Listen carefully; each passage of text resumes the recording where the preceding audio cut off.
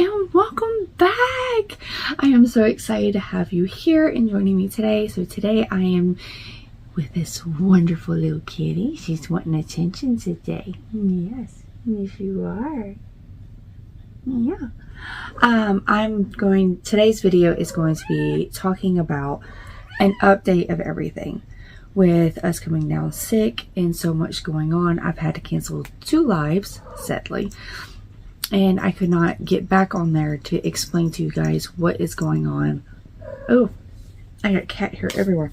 I couldn't explain to you guys what was going on, what the doctors decided, and what our further choices are dealing with the cuteness and everything else like that. So today's video is just to sit back, talk to you beautiful people, and explain what is happening and what's going to be occurring and everything else like that. So tune in.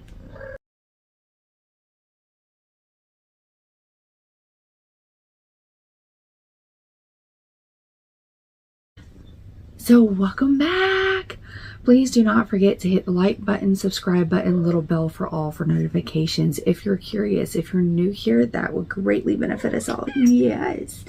Sorry, I am talking to Onyx. She's just wanting some loves. I can't remember which one of my lives I was on where I was talking. I was talking to y'all about the MTHFR. So yeah, this is not going to be talking about yarn, knitting, crocheting, or anything. It is going to be talking about medical issues at hand and what we are going through. If you're new here and you're like, wait a minute, I thought this was all about yarn. No. We have some neurodiverse individuals in our family, and we have some major medical issues are starting to occur. And so we are trying to be responsible adults and get it taken care of. So I bring you beautiful people along with me, and I sit down and I chat with y'all and I explain what is occurring and what is happening and everything else like that. So that's what this is going to be about, is all about this. I am thinking about maybe shutting down the other channel and just start putting it all onto this one. I'm sorry, she is like shedding really bad, and it's like I got a hair up my nose. So I am actually considering possibly doing that, because I've stopped posting over there and started posting more over here about all the stuff that I'm supposed to be posting over there. And it's, yeah, I'm seriously considering shutting down that channel and just leaving it over here. So today I am just going to talk to you guys about what the geneticist said, what the neurologist said, and what we're going to be doing in the future heading up. And this is all dealing with our oldest son. The cuteness. Yeah, the cuteness. The cuteness has been diagnosed with a lot of rare disorders and everything else like that. I also homeschool. So I'm going to be bringing all of that in to play with this channel as well. I'm just going to separate it, and yeah, I'm going to separate it, and I'm going to actually have it where a new I'm going to have it basically laid out so you guys know what is and what isn't. Yeah, I know. I have a black eye. My poor old middle boy just basically woke up, had a nightmare. Poor thing. And when he was getting up, both his coordination did not work well together, and we collided. He's okay, by the way. He has no bruise. It was the top of his head meet my eyeball. So he's okay. We've gotten over it. It was 2 nights in a row of nightmares. We don't know what it was dealing with. His poor little brain just kept being mean to him. But it's all straightened out now, thank goodness.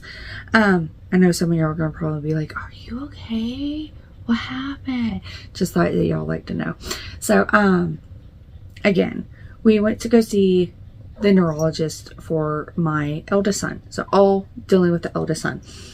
He has seizures. He has a lot of rare disorders. I might just pop them up right here or into the description box down below. Yeah, you got fur everywhere.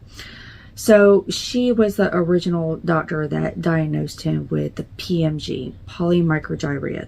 Basically translates to too many small folds in the brain. Yes, it does.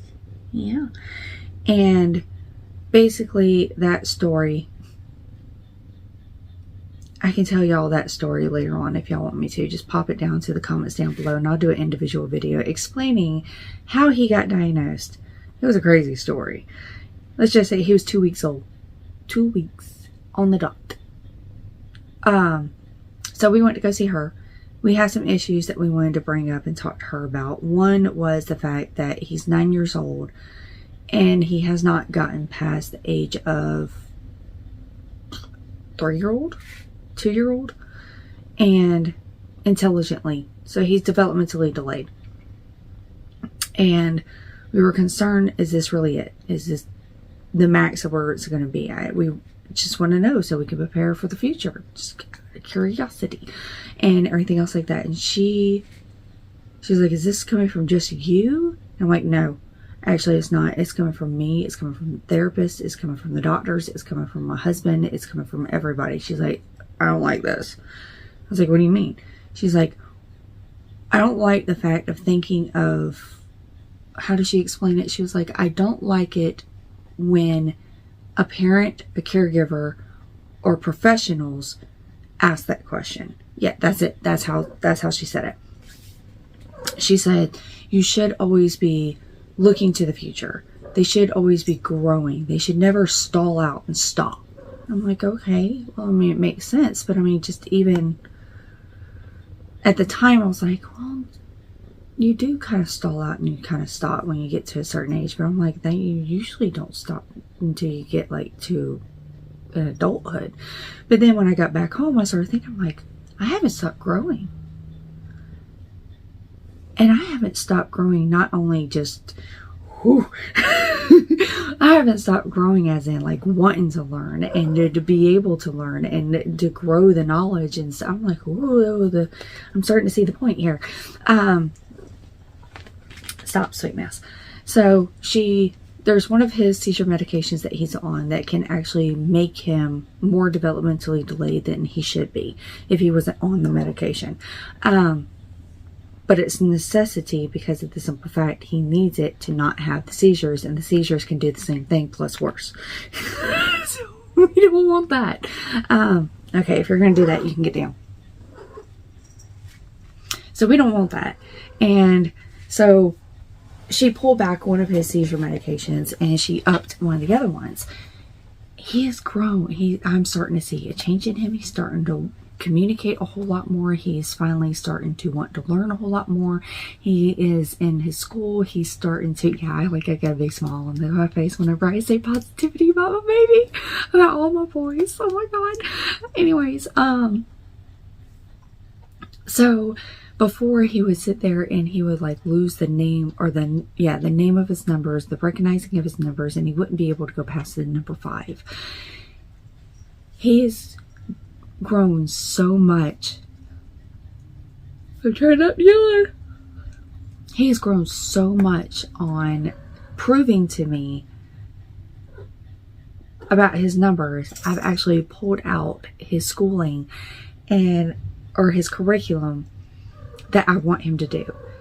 And it's the Good and the Beautiful math curriculum 1. I think it's like K. Is it kindergarten? Yeah, K. Math K. I'm like, okay, let's try it. We'll go through really, really, really slow. If you backtrack again, we backtrack again. If we go forward, excitement. Even my 3-year-old has just started it because before I start, my goal into it is you need to know your numbers, at least 1 through 10. You need to recognize your numbers. You need to be able to, and I know there's a name for it, but when you can sit there and you can put the number down, like a picture of the number, like 3.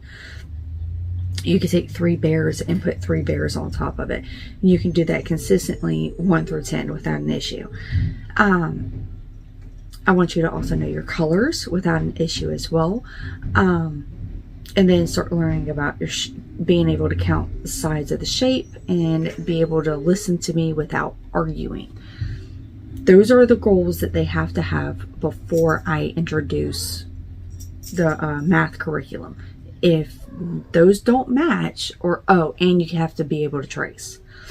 So you have to be able to trace your numbers or whatever it is that you're wanting to trace to be able to move forward. If you can't do any of that, you're not getting the curriculum. We're not doing it, period. But my 3-year-old is capable of doing that. Yet my 9-year-old has not been able to do that ever. And he's finally given me cues of being able to. Just like, ooh. Let's see if we can get him off this medication and see if maybe if we introduce another one that doesn't do the developmentally delayed, I wonder how much he would be able to grow.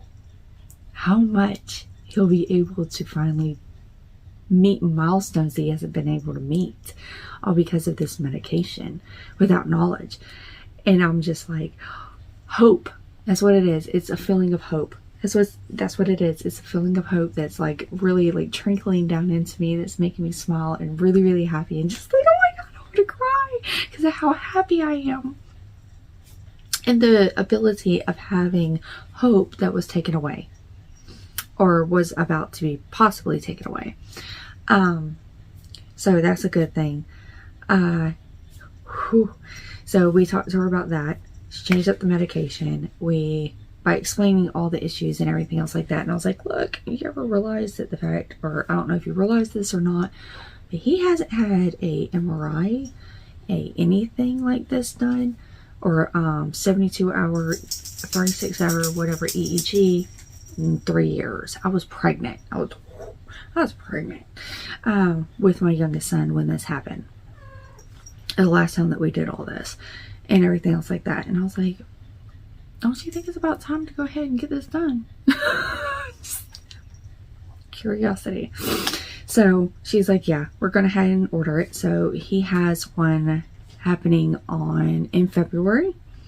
He has one happening in March. I cannot remember which one it is. I have them written down, thank goodness, because my brain is just like at the particular moment. I think the MRI is in February, at the end of February, because it's like the day after we are going on our field trip to a farm. So right now we're learning about farm animals and farms and everything like that. So that's what I'm incorporating. That's how I'm remembering. It's like, so we have the MRI is happening. While the MRI is happening, I am calling all doctors, and I'm like, heads up, you beautiful people, it will be happening on this day. If you want blood work done, we need to get it done. I'm not doing blood work while he's awake and while he's lucid and end up having a huge influx of emotions and fear and everything else like that. We're doing it when he's knocked out. Sorry, but it's true. He's 9 years old and he's almost as tall as me, and he's pretty hefty. I don't think so. I don't think I'm going to be able to handle that and then handle months and months and months of PTSD trauma from it. No, don't think so. Not only that, I'm not doing that to my boy. So by doing all of this, that cues in the geneticist. The geneticist is going to draw his blood, do a full panel. So he is going to take his DNA, lay it out, and look at every aspect of his DNA. So there are 2 aspects of DNA whenever you look at it. First way of looking at it is like how he explained it to me, and I love the way he explained it to me, is you look basically from a helicopter and you look down at the buildings and everything else like that. That's where you see the X chromosomes and the Y chromosomes and stuff like that and everything. So from there, you can see, oh, that X is missing a little arm or something, or there's like a little piece that's like hindering over on this direction. Okay, so that's where you can see like the X chromosome and all that and everything. So that's already been done, came back normal, thank goodness. They also did another one where they actually look at the male chromosomes, so the X and the Y, see if there's anything going on there. Nope, everything's good. Fabulous. Next step is where you zoom in with a microscope even further, and that's when you get like all your numbers and everything for each and every single DNA. Yeah, and there is millions of them. Oh, there's a lot. So what they do is that they literally, for one DNA, they will basically look at it and sit there and look at the numbers, and they'll say, okay, all the numbers are there. Now, are all the numbers in order? Yes or no? So based off of that, that's when they go through the checklist. Okay, yes, they're all there. They're all in order. Good. No, the letters are not there. There's some missing. So they'll mark down what's missing. They'll also look at not only is it missing, are they out of order? So if they're out of order, they're out of we'll know every aspect of every piece of his DNA of what is going on with him. He told us to be prepped and prepared because there could be a likelihood that new diagnoses will come to light. Good. I want to know, especially with EDS. I'm starting to be kind of curious about EDS and everything else like that because I'm showing traits, signs of having EDS. He passes every single test that I can put him through when it comes down to EDS at home. And I've already told him that, and he was just like, oh yeah, don't worry, it'll be in there. We'll know for a fact if he does or doesn't. I'm like, okay, good. Okay, now with me and with Mr. Utopia, what we will do is the day that he goes down to go get his MRI done and get his blood drawn, both me and him will go to the blood area and we'll go get our blood drawn. So when they're doing his DNA sequence, if they come across something, they will cross match against me and my husband, and they'll sit there and say, oh, it's coming from the mom's side, or it's coming from the father's side, or it's coming from both sides, or the combination of both sides connecting is what caused. So if X, Y basically come together, then this is what we're getting. So yeah, it's going to be putting all of that into play. Now I'm about to call the geneticist and be like, okay, I also want a full blood panel. I want every aspect checked out for him. I also want a heavy metal toxicity. I want all of his vitamins to be checked. I want his, like, all the things that a doctor should be asking for, but they're refusing to check for. So we're also going to be finding out as well if, like with mine, I know I have the MTHFR. Like, all 4 of my genes are messed up with it, and they're all, I call them C's. I'll have the name right here. All 4 of mine are messed up. He told me it's unlikely that he only has 1 gene messed up. So he actually wants to look at it like himself and read it himself and see if maybe 2 of the genes are messed up. He has the T gene as well, because I don't have any of the T genes. All 4 of mine are C's, and they're all defected. That means 2 came from my mom, 2 came from my father. Then that means that the T gene came from my husband. He also wants to look at that and see if possibly there's 2 T's happening there. It could have just been overlooked and not really realized. And that's perfectly fine. Most individuals, whenever they're doing the sequencing, they're just like, oh yeah, TC, so it's, and they don't sit there and break it down even further of what we're actually truly needing. So we're going to be looking at that as well. And then here, my husband is about to get tested to see what he's diagnosed with, hopefully. And because with our insurance, we just had to renew our insurance and everything. We just had to basically sit back and be like, okay, are we going to get it? What's happening here? Are we capable of affording it? Are we not capable of affording it? Are we getting a discount from the government because we're not making enough? Yeah, I'm talking about all the little nasty secrets that most people don't like talking about, but I do, because these are the questions that are asked. These are the things that you need to know. If you don't know, how in the world do you expect us to be able to have the knowledge to be able to move forward, to do the things that we need to do to get, we need this. So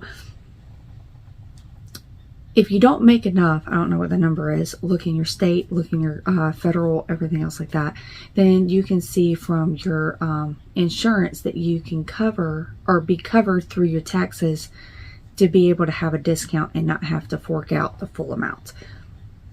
Yeah, if I need to, I will call Mr. Utopia in, and I might have to have him sit down and talk back and forth and have him explain it to me and talk to me about it. Because I know if I can get it by asking all the questions, most likely it's all the questions that you guys are going to be asking as well. Because I am very intuitive. I'm like, wow, how much? Okay, so if I'm like, okay, I think we got this. So if I need to do something like that, please let me know. Put it down to the comments down below. So just be fair warned, we are going to be staying in the hospital. I might do a little bit of clip-its or things like that and everything, a little bit of vlogging, talking about what our experiences were, what we went through. I might sit down and talk to you guys about what my experience was before, because we've done it 2-3 times. So this will be our 3rd, 4th time doing this. And then I'll bring it to y'all about what the DNA results are. I'll break everything down. I will tell you guys everything that's going on, everything that was found, and everything else like that. Yeah, a whole lot. So that is the big medical update. It seems like